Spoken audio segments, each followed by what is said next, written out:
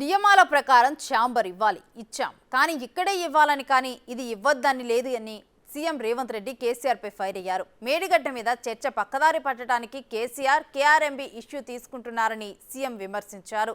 నీ ఆధీనంలో ఉన్న నాగార్జున సాగర్ మీదకి జగన్ తుపాకులు పంపి గుంజుకునే పని చేశారని, 3 రోజులు పోలీసులు ఉంటే అప్పుడు మీరెక్కడ పడుకున్నారని సీఎం ఘాటుగా ప్రశ్నించారు. ప్రతిరోజు 12 టీఎంసీ నీళ్లు రాయలసీమకు తరలించే పని చేసింది కేసీఆర్ కాదా అని రేవంత్ విమర్శలు గుప్పించారు. కేసీఆర్ కమిట్మెంట్ మీద ప్రజలకు కూడా అర్థమైందని, కేసీఆర్ కమిట్మెంట్ మీద ఎవరికైనా డౌట్ ఉందంటే అది హరీష్ రావుకే అని దుయ్యబట్టారు.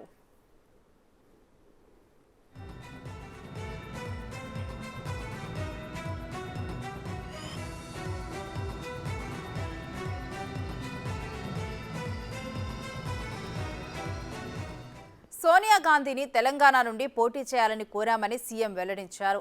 కేసీఆర్ కాలం చెల్లిన మెడిసిన్ అని అధికారం కోల్పోయి అసహనంతో మాట్లాడుతున్నారని అన్నారు. 10 ఏళ్లు శాసనసభ మంత్రిగా పనిచేసిన హరీష్ అవగాహన రాహిత్యం అర్థమవుతోందని మండిపడ్డారు.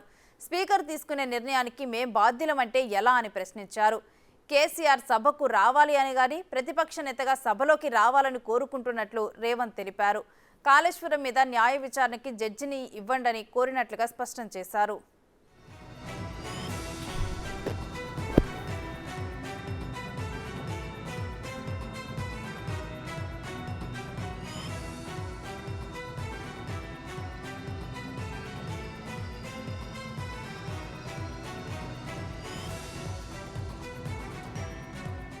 ఇంకా ఇదే అంశానికి సంబంధించి మరింత సమాచారం మా డిప్యూటీ బ్యూరో చీఫ్ సాదిక్ అందిస్తారు. సాదిక్. ముఖ్యమంత్రి రేవంత్ రెడ్డి మీడియాతో ఇష్టాగోష్ఠిగా నిర్వహించడం జరిగింది. మేడిగడ్డ సంబంధించినటువంటి పిల్లల కుంగివేతలో విషయాన్ని పక్కదారి పట్టించడం కోసమే కేసీఆర్ గాని బీఆర్ఎస్ పార్టీ కేఆర్ఎంబీ అనే ఇష్యూను తీసుకుందని కూడా ముఖ్యమంత్రి రేవంత్ రెడ్డి స్పష్టం చేశారు.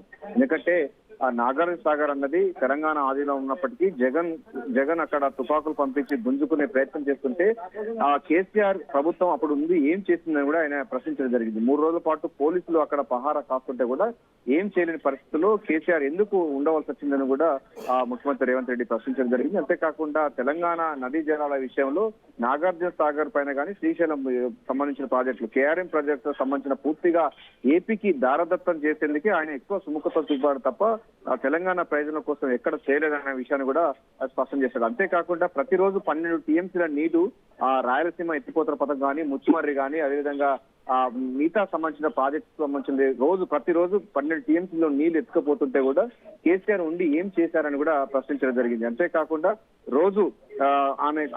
రాయలసీమను రత్నాల సీమ చేస్తామని కూడా అప్పుడు ముఖ్యమంత్రిగా ఉన్నటువంటి కేసీఆర్ చెప్పడం ఎందుకు నిదర్శనం అని కూడా ఆయన స్పష్టం చేయడం జరిగింది.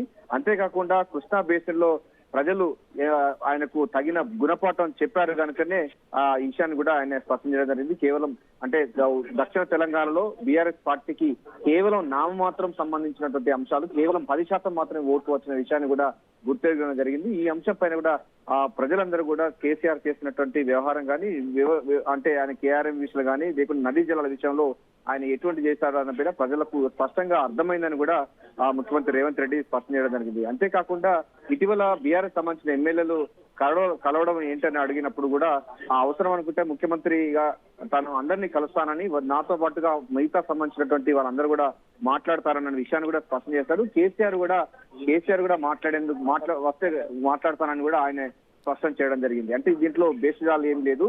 తెలంగాణ సంబంధించినటువంటి పూర్తి స్థాయిలో కూడా ముఖ్యమంత్రి ఎవరైతే ప్రయోజనాల కోసం ఎవరైనా కలవచ్చు అన్నటువంటి విషయాన్ని కూడా స్పష్టం చేయడం జరిగింది. అవసరం కేసీఆర్ ను కూడా నేను కలుస్తానని కూడా రేవంత్ రెడ్డి చెప్పడం అనేది ప్రాధాన్యత సంతరించుకుంది. ఇక వచ్చే పార్లమెంటు ఎన్నికల్లో సోనియా గాంధీ తెలంగాణ నుంచి పోటీ చేస్తారని కూడా ఆయన స్పష్టం చేయడం జరిగింది. ఎక్కడి నుండి పోటీ చేస్తారన్న విషయాన్ని ఆయన చెప్పలేదు కానీ తెలంగాణ నుంచి పోటీ చేయాలని గట్టిగా కోరినట్టుగా చెప్పడం జరిగింది.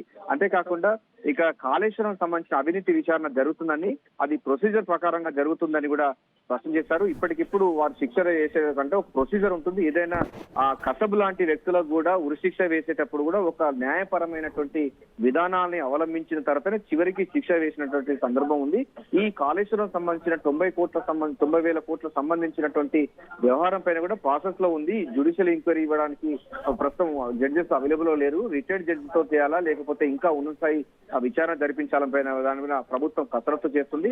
ఇప్పటికే టీజేకు లేఖ రాసిన మాట వాస్తవం. అయితే ఆ రిటైర్డ్ జడ్జిలతోని చేసేందుకు ఉంటుంది. సో డెఫినెట్ గా దీని బాధ్యుల పైన చర్య తీసుకుంటామని కూడా స్పష్టం చేశారు ముఖ్యమంత్రి రేవంత్ రెడ్డి. అంతేకాకుండా గవర్నర్ ప్రసంగానికి కేసీఆర్ రాకపోవడం తీవ్రంగా ఆక్షేపించడం జరిగింది. అంటే ఆయనకు తెలంగాణ పట్ల, తెలంగాణ ప్రజల పట్ల, తెలంగాణ అసెంబ్లీ పట్ల ప్రజలకు ఆ నిర్మాణాత్మకమైనటువంటి సూచనలు ఇచ్చేటువంటి కేసీఆర్ ఎందుకు దాటవేశారు, ఎందుకు డుమ్మా కొట్టాడు అన్న విషయాన్ని కూడా ఆయన స్పష్టం చేయడం. ఎందుకంటే తనకు తెలంగాణ ప్రజల పట్ల ఏమాత్రం చిత్తశుద్ధి లేదని తేలిపోయింది. ఎందుకంటే గవర్నర్ ప్రసంగం అన్నది రాజ్యాంగబద్ధమైనటువంటి ప్రక్రియలో ఆయన ఎందుకు పాల్గొనలేదు అన్న విషయాన్ని కూడా మాట్లాడడం జరిగింది.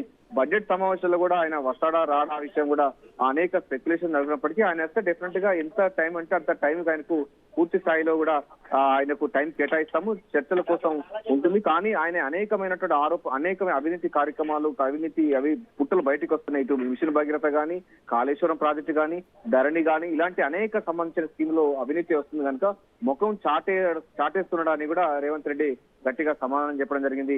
ప్రతిపక్ష నేత సభలో రావాలని కోరుకుంటున్నానని కూడా థ్యాంక్ యూ చేశారు.